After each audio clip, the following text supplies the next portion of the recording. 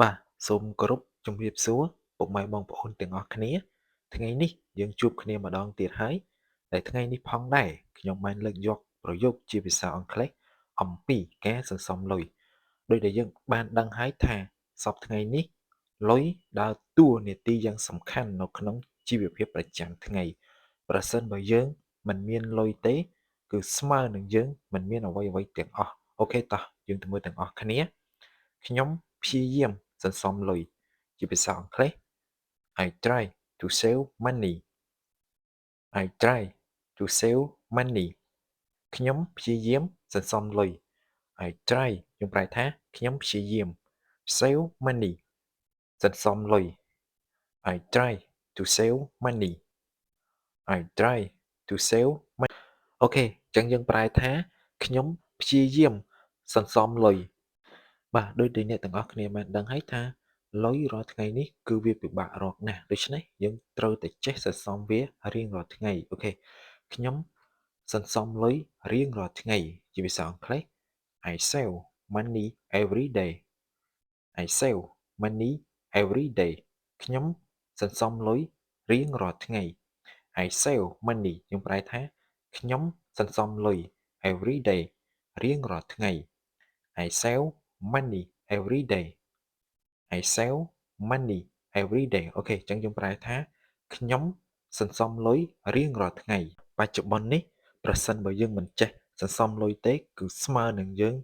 ចាយពេលវេលាទៅលើរឿងអត់ប្រយោជន៍អូខេការ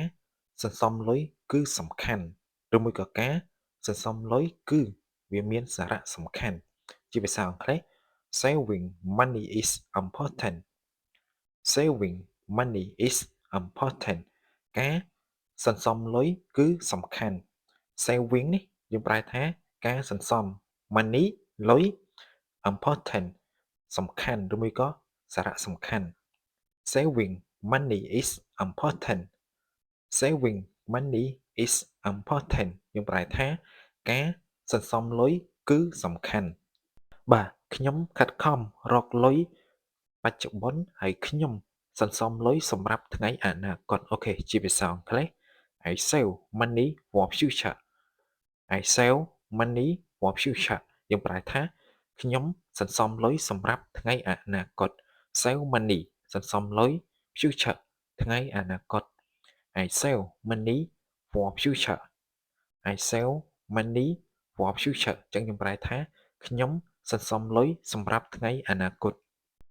បាទទម្រាំតែយើងរកលុយបានមួយកាក់មួយសេនគឺវាមិនងាយនោះទេដូច្នេះខ្ញុំមិនខ្ជិះខ្ជាយលុយរបស់ខ្ញុំទេអូខេជាភាសាអង់គ្លេស I don't waste my money I don't waste my money ខ្ញុំមិនខ្ជិះខ្ជាយលុយរបស់ខ្ញុំទេ don't waste យើងប្រែថាមិនខ្ជិះខ្ជាយ my money លុយរបស់ខ្ញុំ I don't waste my money I don't waste my money អូខេអញ្ចឹងយើងប្រែថាខ្ញុំមិនខ្ជិះខ្ជាយលុយរបស់ខ្ញុំទេបាទមនុស្សមួយចំនួនមិនថាគេឬមិនថាខ្ញុំទេខ្ញុំក៏ដូចគ្នាបើសិនបើខ្ញុំសន្សំលុយខ្ញុំទុកមកខ្លួនឯងគឺលុយនឹងអត់សល់ទេបើដាក់នៅធនាគារអាចនឹងសល់អូខេ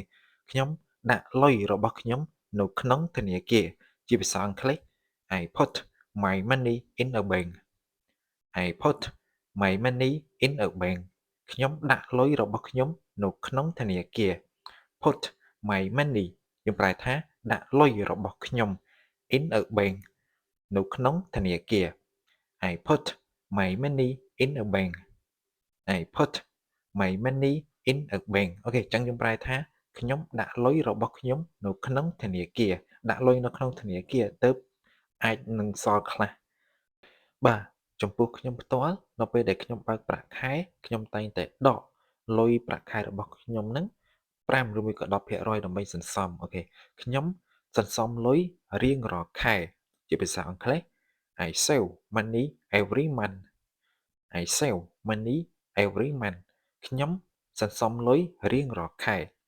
save money យើងប្រែថាសន្សំលុយ every month រៀងរាល់ខែ I save money every month I save money